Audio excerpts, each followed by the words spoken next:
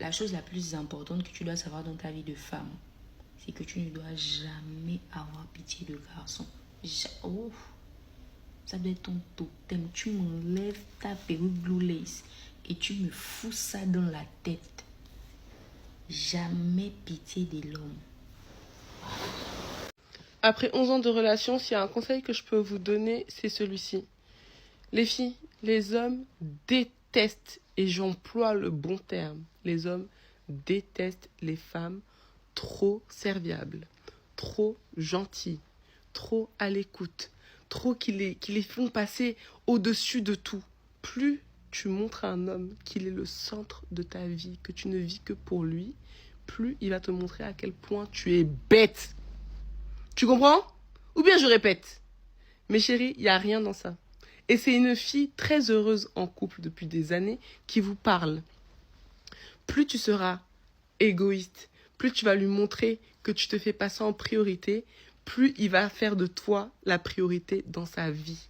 Les filles, essayez juste et revenez me voir. Moi, je le dis tout le temps à mon mec. Mais en fait, toi, t'aimes juste quand je suis mauvaise avec toi. T'aimes juste quand je te calcule pas. Et il assume. Il dit, mais oui. C'est vrai. Moi, tu vas lui montrer que tu meurs pour lui, plus il va vouloir te prouver les choses. Les hommes, ils sont comme ça. Moi, c'est ce que j'ai remarqué justement dans les commentaires. Ils ont besoin de voir qu'ils doivent avoir du challenge. Et je te dis pas d'être une pourriture avec ton mec, je m'entends.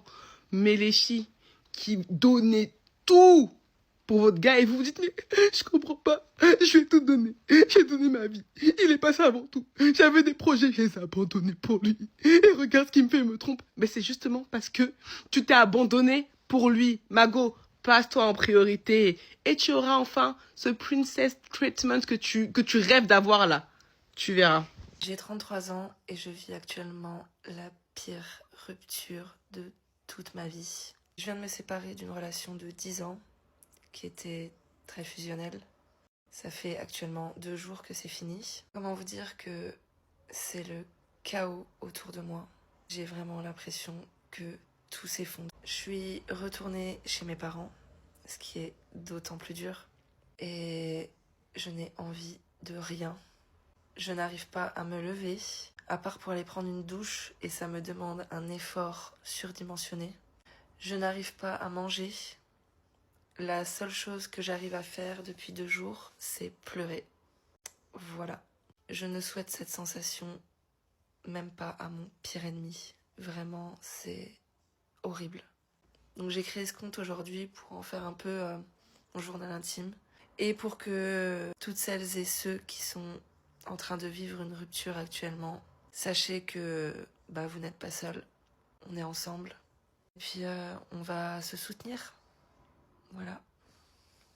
Courage. Les choses que j'aurais aimé savoir avant de me marier. Partie 2. L'amour, ça ne suffit pas. Voilà, je suis obligée de vous le dire, de briser vos rêves. Ne vous dites pas que ça va être juste de l'amour, des papillons dans le ventre, que des bisous partout, du début à la fin de votre histoire, parce que vous allez vous casser la gueule. Ce qui est très important, c'est d'entretenir votre amitié et le respect que vous avez l'un pour l'autre. Apprendre à demander l'autorisation. Oui, vous avez bien compris les filles. Si vous faites partie des filles comme moi, qui était hyper indépendante, en mode il n'y a aucun homme qui va me commander. Oubliez ça.